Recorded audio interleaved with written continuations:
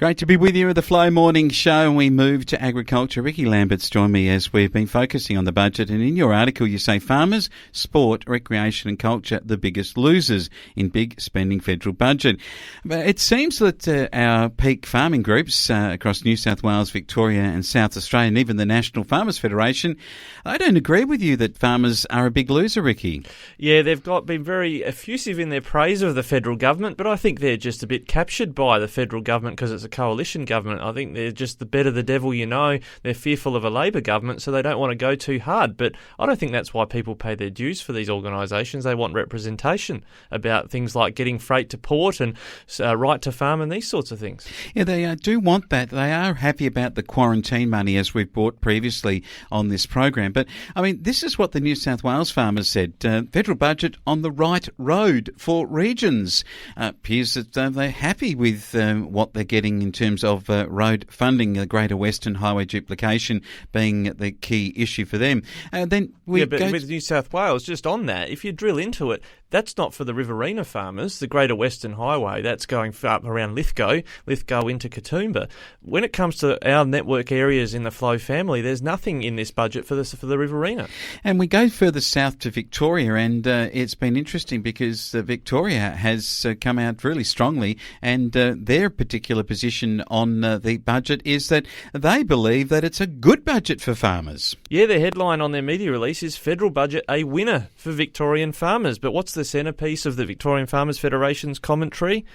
A $2 billion commitment for a new Melbourne intermodal terminal. Now, I understand getting paddock to plate, getting goods from the paddock out on the ports and out onto the ships. The intermodal terminal is going to be good, but there's very little in this budget in terms of funding to improve Victoria's roads. There's nothing more in additional funding for rail. Rail is barely mentioned in this budget at all. So I don't know why the VFF are so excited about $2 billion for the Melbourne intermodal terminal. There's a heck of a lot more needed. They seem to want to kick the can down the road to the state budget next week in Victoria. I think they do, because they actually say in their release, while federal road funding is welcome to fix crumbling roads, we need significant commitment from the state. Well, some of those are federal highways that run through Victoria, including the Western Highway, and they are asking for the state government to make the contribution, which clearly it's veiled in their press release that they say the federal government didn't give. I think it's obvious that that's where they're coming from. But I want to head now to South Australia, and the Peak Primary Producers SA Group has had this to say about the federal budget. That's right, absolutely nothing, Ricky.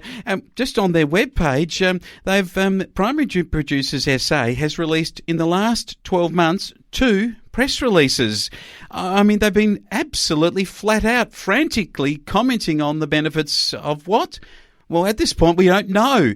So I'm not sure what more we can add on the agriculture side for Primary Producers SA. Clearly, though, to me, there seems to be a mismatch in what the farming groups are saying as opposed to maybe what the reality is when you look at the key issues for farming. Is it a good budget for farmers? Well, that's your particular question to answer. What do you think?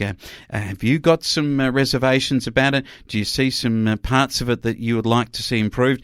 Let us know here at news@flowfm.com.au or go to flownews24.com.au and our Facebook page, Flow News 24.